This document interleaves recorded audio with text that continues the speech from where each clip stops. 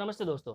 तो फ्रेंड्स, आज का हमारा जो टॉपिक है वो high voltage use in transmission line. यानी हम लोग हमारे ट्रांसमिशन हमारा जो ट्रांसमिशन ओवरहेड ट्रांसमिशन है उधर हाई वोल्टेज क्यों यूज करते हैं। तो चलिए जान लेते हैं इसका पीछे रीजन क्या क्या है।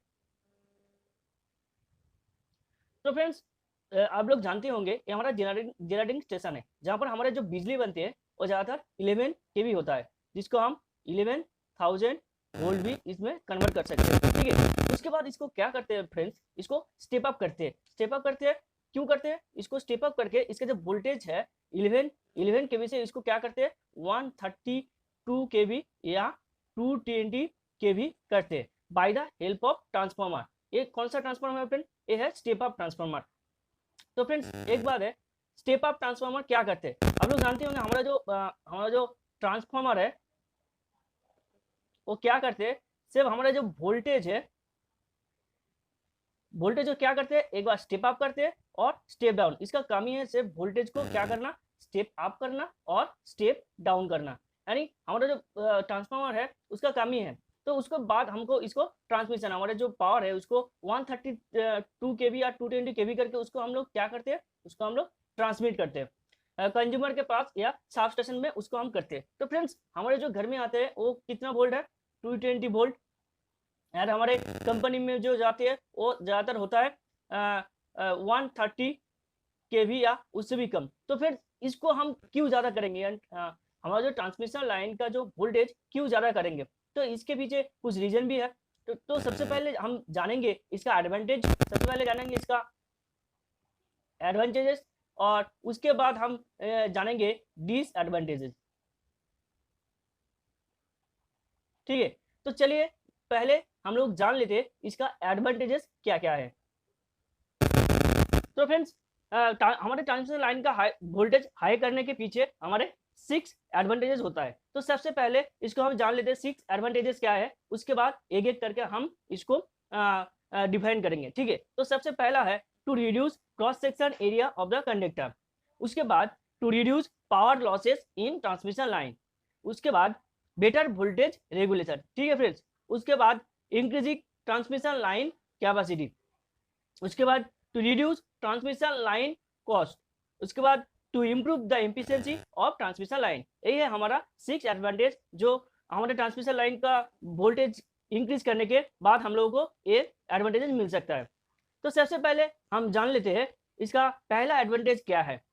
तो फ्रेंड्स हमारा जो पहला एडवांटेज है वो क्या है, हमारा जो पहला एडवांटेज है वो है to reduce cross section area of the conductor. यानी मतलब है कैसे हम कंडक्टर का जो क्रॉस सेक्शन वो कम कर सकते हैं, कैसे हम इसको कम कर सकते हैं।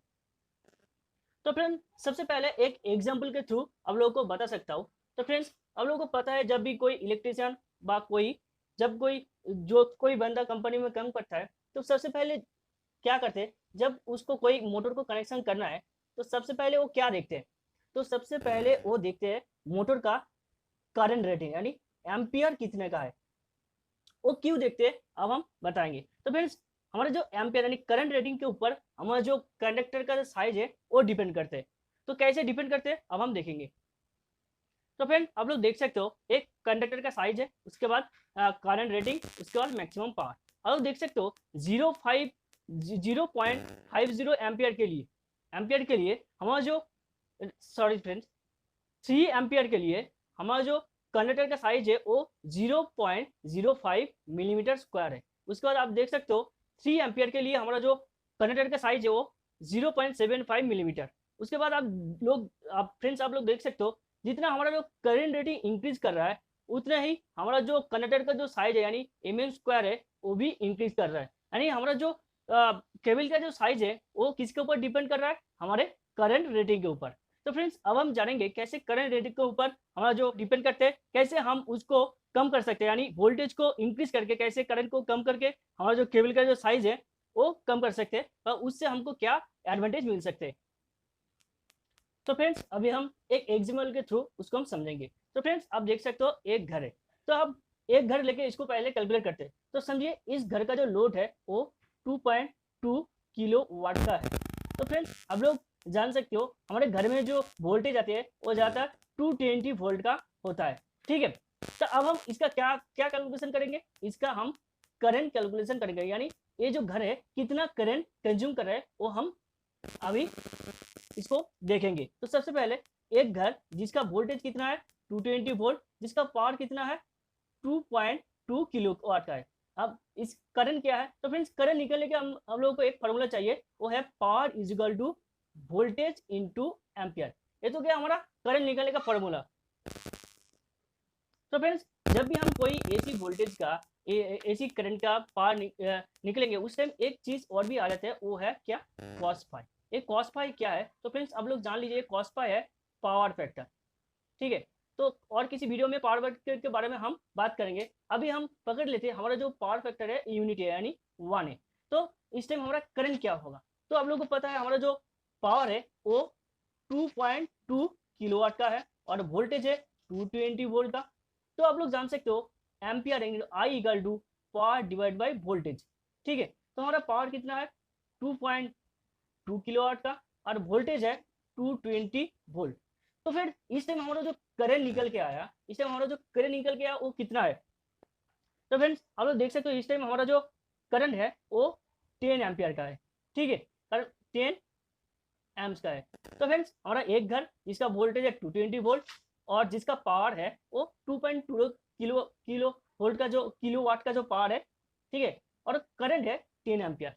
तो इस टाइम हम देखेंगे घर को इंक्रीज करके देखेंगे। पहला घर था किस, अब हम घर को इंक्रीज करके देखेंगे। पहले घर था 1, अभी समझिए घर हो गया 10,000। तो इस टाइम हमारा जो वोल्टेज है वो सेम है यानी 220 वोल्ट है, मगर हमारा जो पावर है इस टाइम कितना हुआ, हर एक घर के लिए 2.2 किलोवाट जो फिक्स्ड है, चले 10,000 यानी 10,000 घर के लिए कितना हुआ 22 मेगावाट, यानी 10,000 घर के लिए हमारा जो पावर है अभी 22 मेगावाट हो गया। तो इस टाइम हमारा करंट कितना हुआ, तो आप लोग देख सकते हो friends I is equal to power by divide by voltage, यानी अभी हमारा पावर कितना होगा 22 मेगावाट, हमारा जो वोल्टेज है वो सेम था 220 वोल्ट। अभी हमारा जो एम्पियर निकल के आया वो है 1 लाख एम्पियर। तो फ्रेंड्स देख सकते हो एक घर के लिए हमारा जो करंट था वो कितना था 10 एम्पियर। अभी 10,000 घर के लिए हमारा जो अभी करंट है कितना हुआ, अभी हमारा जो करंट है वो 1 लाख एम्पियर हो गया। तो फ्रेंड्स हम 10 एम्पियर के लिए तो हमारा जो केबल है यानी हमारा जो ट्रांसमिशन के लिए केबल है वो तो बना लेंगे, मगर 1 लाख के लिए कैसे बनाएंगे, सोच लिया हमने बना भी लिया तो क्या होगा, क्या क्या हम लोगों को डिसएडवांटेज मिल सकता है। तो फ्रेंड्स जब भी हम इसका करंट रेटिंग के हिसाब से हमारा केबल बनाएंगे तो फिर इसका जो क्रॉस सेक्शन एरिया है तो बढ़ जाएंगे। जब किसी वायर का क्रॉस सेक्शन एरिया बढ़ जाएंगे तो उसका जो वेट है यानी इसका जो वेट है वो क्या होगा इंक्रीज हो जाएगा। जब भी कोई वायर का जो वेट है इंक्रीज होगा उसी हिसाब से हम लोग को क्या बनाना पड़ेगा, उसी हिसाब से हमारा जो ट्रांसमिशन लाइन का जो टावर है उसको बनाना पड़ेगा जो बहुत ही कॉस्टली होगा।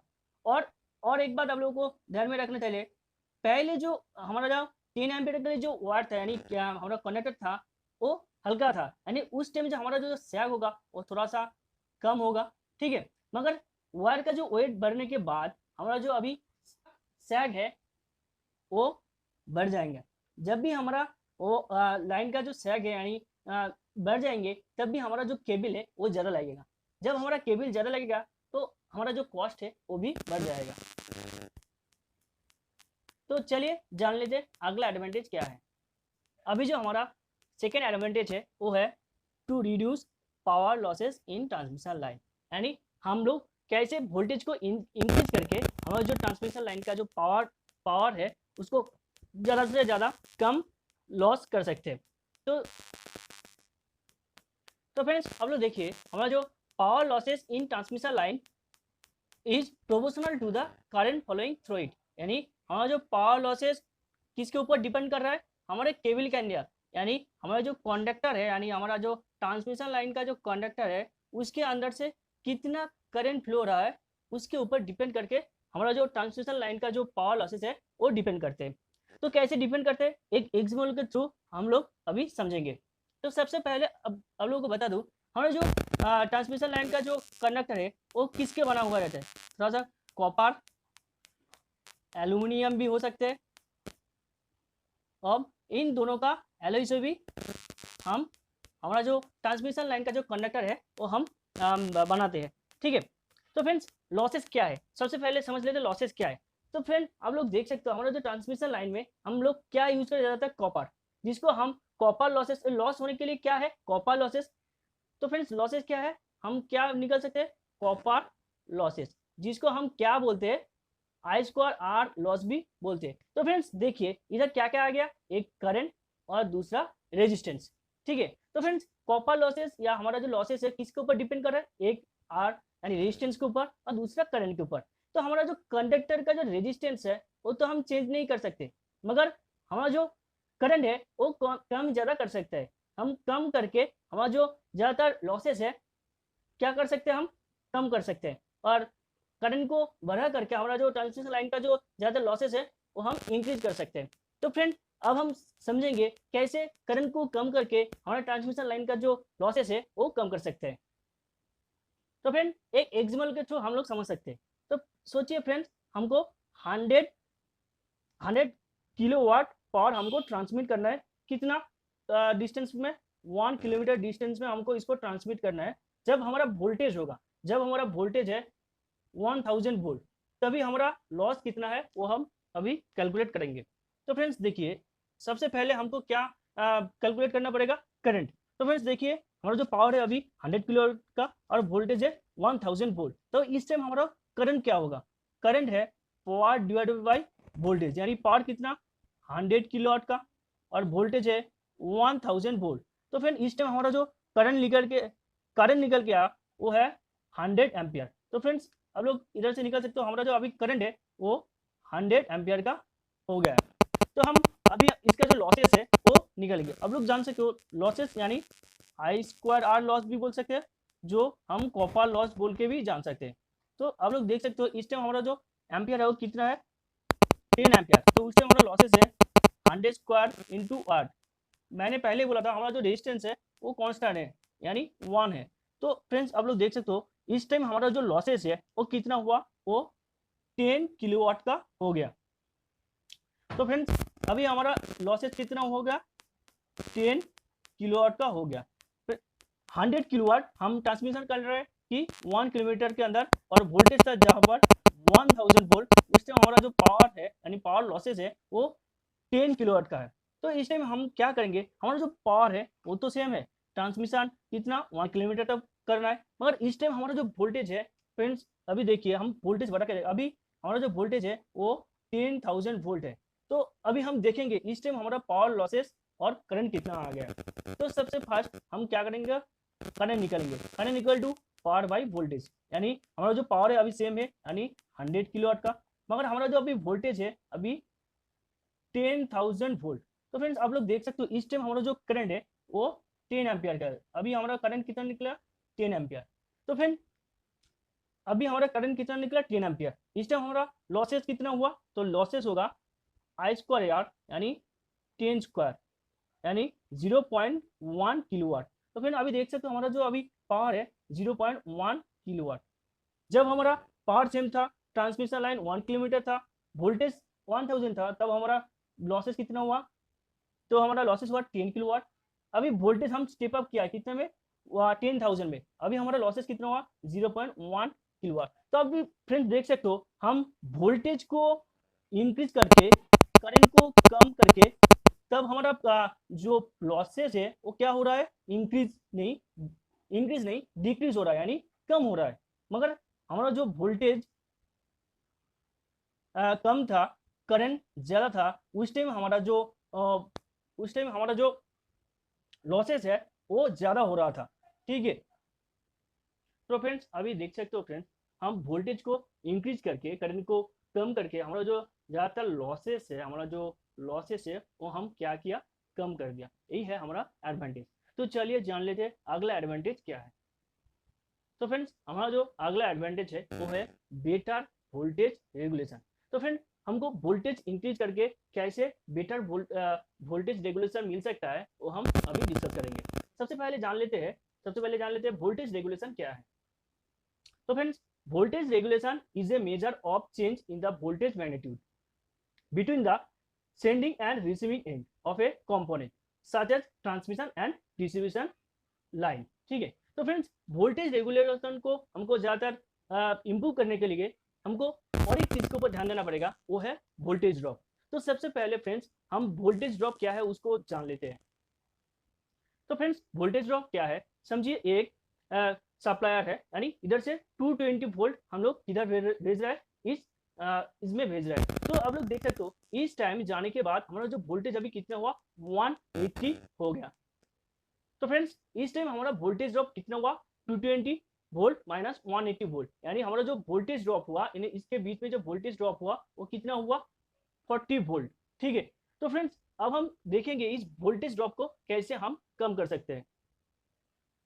तो फ्रेंड्स हमारा जो वोल्टेज ड्रॉप है वो टू चीज के ऊपर डिपेंड करता है, एक है हमारा करंट और दूसरा है हमारा रेजिस्टेंस। तो सबसे पहले जानेंगे रेजिस्टेंस के ऊपर हमारा वोल्टेज ड्रॉप कैसे डिपेंड करते हैं। तो सोचिए एक पाइप है, तो फ्रेंड्स देखिए सोचिए इसके अंदर से क्या जा रहा है, पानी जा रहा है। अब लोग पहले भी जानेंगे वोल्टेज यानी प्रेशर। तो इसके अंदर हम जब कोई कंकर डाल देते हैं, सोचिए एक रेजिस्टेंस है, तो क्या करेगा वो रेजिस्टेंस, क्या करेगा वो हमारा जो वोल्टेज है उसका जो स्पीड है उसको क्या कर देंगे, डिक्रीज कर देंगे, यानी कम कर देंगे। तो फिर देखिए जब भी हमारा जो ट्रांसमिशन करते हैं, सोचिए एक 11 के भी हमको ट्रांसमिशन करना है, तो आप लोग देख सकते हो ट्रांसमिशन लाइन 1 या 2 किलोमीटर तक हम डिस्टेंस में उसको नहीं भेजते। हमारा जो ट्रांसमिशन लाइन का जो डिस्टेंस है वो ज़्यादा 500 किलोमीटर तक वो किलोमीटर तक फैला हुआ है। तो फिर जब भी इतना करेंगे 11 के भी भेजेंगे तो इस टाइम हमारा जो इधर जो कंज्यूमर है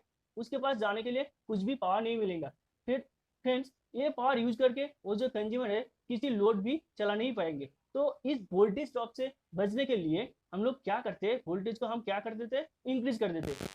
तो फ्रेंड्स और एक बात आप लोग को ध्यान रखना चाहिए वो है हम वोल्टेज को कितना लिमिट तक इंक्रीज कर सकते हैं, उसका भी एक लिमिट है, क्योंकि हर एक चीज़ का एक लिमिट होता है। तो फिर आप लोग देख सकते हो हम लोग कैसे, रेजिस्टेंस तो हमारा वायर का फिक्स है, कैसे हम वोल्टेज को इंक्रीज करके हमारा जो वोल्टेज ड्रॉप है, यानी वोल्टेज जो ड्रॉप है वो हम ज़्यादातर कम कर सकते हैं। जब भी हमारा वोल्टेज ड्रॉप कम होगा तब 11 के भी जब इधर से भेजेंगे तब यानी सॉरी फ्रेंड, इधर जब हम इस वोल्टेज को इंक्रीज करके भेजेंगे तभी इधर जो हमारा जो वोल्टेज है वो थोड़ा सा ड्रॉप तो होगा, मगर हमारा जो वोल्टेज है इधर पहुंच जाएंगे। इसको यूज करके कोई भी कंज्यूमर उसका जो लोड है वो चला सकते हैं। तो फ्रेंड्स एक बार आप लोगों को बता दूं, जब भी हम वोल्टेज ड्रॉप हम मान के चलते हैं, हर एक चीज़ के लिए हम 10% वोल्टेज ड्रॉप मान के ही कैलकुलेशन करते हैं। तो फ्रेंड्स ऐसा नहीं वोल्टेज ड्रॉप नहीं होगा, वोल्टेज ड्रॉप होगा मगर वो कम से कम होगा। तो फ्रेंड्स ऐसे ही वोल्टेज को इंक्रीज करके वोल्टेज ड्रॉप को कम करके हम लोग बेटर वोल्टेज रेगुलेशन हम लोगों को मिल सकता है। तो जानते हैं अगले एडवांटेज क्या है। हमारा जो अगला एडवांटेज है वो है increasing in transmission capacity of line. तो फ्रेंड्स हम लोग कैसे वोल्टेज को इंक्रीज करके हमारा जो ट्रांसमिशन लाइन का जो कैपेसिटी है वो हम इंक्रीज कर सकते हैं। तो सबसे पहले आप लोग जानिए हमारा जो ट्रांसमिशन कैपेसिटी है फ्रेंड्स वो क्या है, डायरेक्टली प्रोपोर्शनल है हमारे वोल्टेज के स्क्वायर के साथ, यानी हमारा वोल्टेज जितना इंक्रीज करेंगे उतना हम लोग को क्या है ट्रांसमिशन लाइन का जो कैपेसिटी यानी ट्रांसमिशन हम लोग अच्छे से कर सकते हैं। तो ऐसा नहीं फ्रेंड, हम लोग जितना चाहे हमारा जो ट्रांसमिशन लाइन का जो वोल्टेज है वो हम बढ़ा सकते हैं, तो उसका भी एक लिमिट है। तो ऐसे करके हम वोल्टेज को थोड़ा सा इंक्रीज करके हमारा जो ट्रांसमिशन लाइन का जो कैपेसिटी है वो हम इंक्रीज कर सकते हैं। तो चलिए जान लेते हैं अगला एडवांटेज क्या है। तो फ्रेंड्स हमारा जो अगला एडवांटेज है वो है to reduce transmission line cost.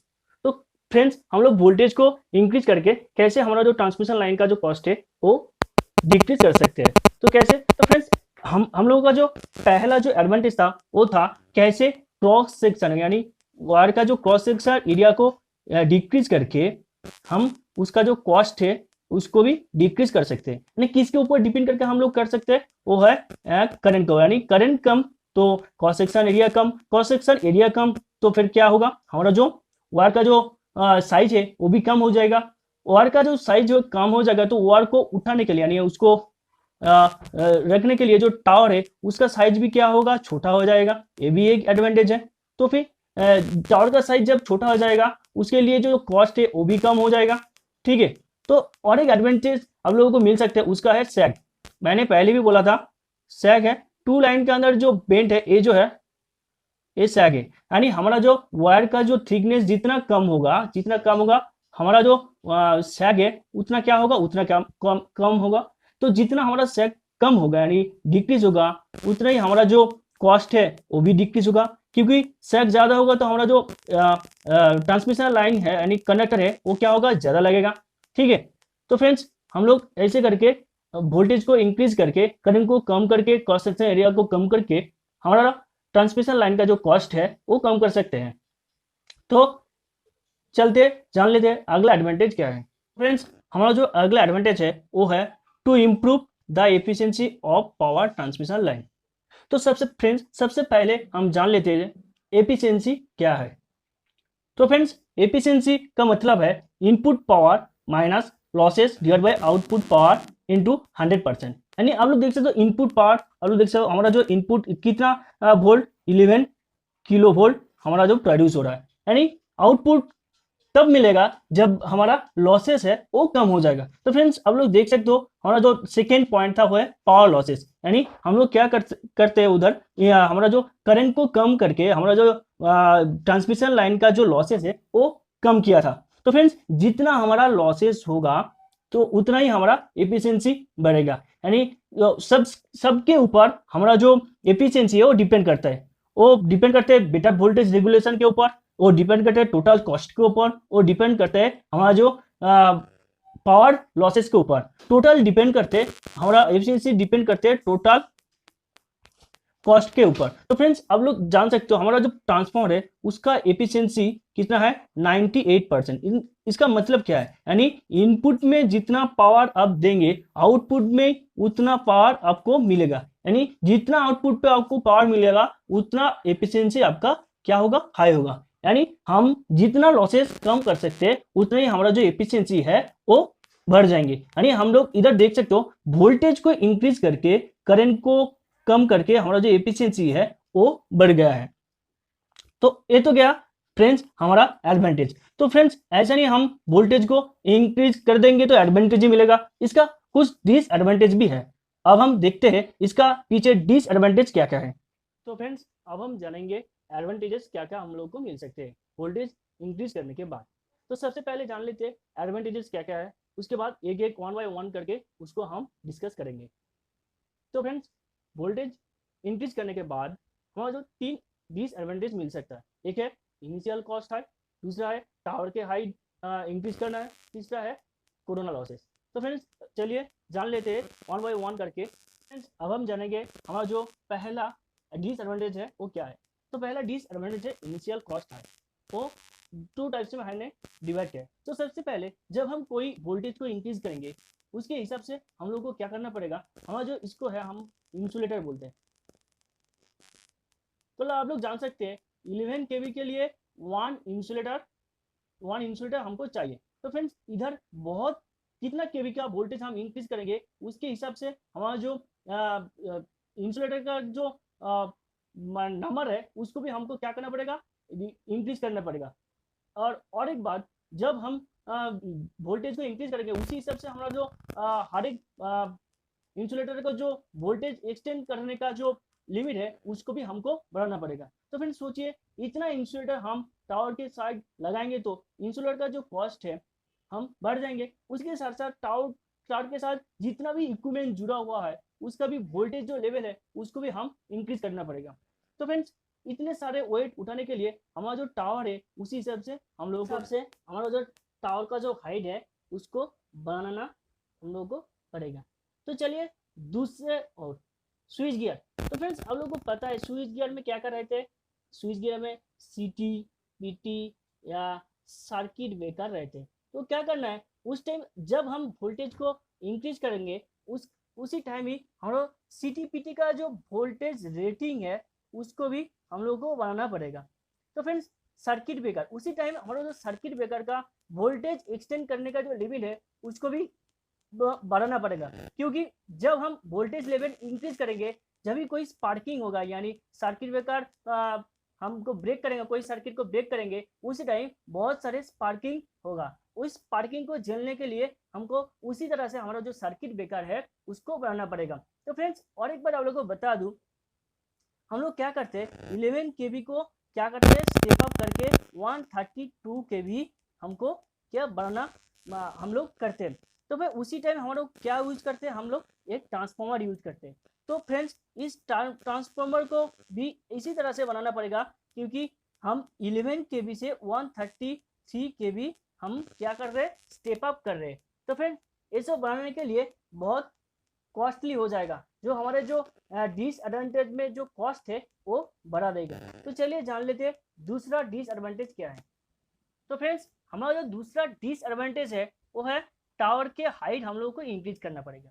तो फ्रेंड्स क्यों इंक्रीज करेंगे, इसके साथ हमारा डिसएडवांटेज यानी क्या रिलेशन है। तो फ्रेंड्स आप लोग जानते हो जब भी हम वोल्टेज को क्या करेंगे इंक्रीज करेंगे, तब क्या है हमारा ये पोल है। तो फ्रेंड जितना हमारा ये जो है हमारा जो कंडक्टर है ग्राउंड के पास रहेंगे, तो ग्राउंड यानी conductor line to ground fall होने का जो चांसेस है वो बढ़ जाएंगे। ठीक है, तो फ्रेंड्स हमारा उसी हिसाब से हमारा जो टावर का जो लेंथ है उसको क्या करना पड़ेगा इंक्रीज करना पड़ेगा। ये तो क्या, और दूसरा है दो लाइन के बीच में यानी हमारा जो टावर के है वो दो लाइन के बीच में जो गैप है उसको भी हम लोगों को क्या करना पड़ेगा इंक्रीज करना पड़ेगा। तो फ्रेंड्स इधर हमारा जो टावर के लेंथ जितना इंक्रीज होगा उतना ही हमारा जो कॉस्ट है वो भी क्या होगा वो भी इंक्रीज होगा।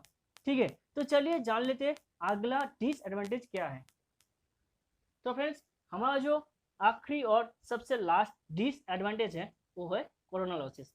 तो फ्रेंड्स कोरोना लॉसेस क्या है, तो कोरोना लॉसेस यही है जब हमारा बारिश गिरेगा यानी वायर के ऊपर बारिश गिरता है, तो इसी साइड में हमारा जो वोल्टेज हाई होने के लिए इस साइड में जो गैस रहता है वो आयनाइज हो जाता है, यानी हीट प्रोड्यूस होता है। तो क्या वो हीट क्या करते हैं हमारे जो वायर का जो लॉन्जिविटी है उसको क्या कर देते हैं डिक्रीज कर देते यानी कम कर देते हैं। तो फ्रेंड्स जितना कोरोना लॉसेस होगा उतना ही हमारा वायर का जो लॉन्जिविटी है यानी लॉन्जिविटी है वो क्या होगा डिक्रीज होता जाएगा, यानी हर साल हमारा जो वायर है उसको हमको चेंज करना पड़ेगा। तो ये भी है एक डिसएडवांटेज। तो फ्रेंड्स आज के लिए इतना है, मिलते हैं अगले वीडियो पे। तो फ्रेंड्स मेरा वीडियो अच्छा लगे तो लाइक और सब्सक्राइब कर देना, उसके साथ साथ बेल आइकन को भी प्रेस कर देना, क्योंकि हमारे वीडियो आपके पास पहले पहुंच जाएंगे। तो चलिए आज के लिए इतना ही, नमस्ते।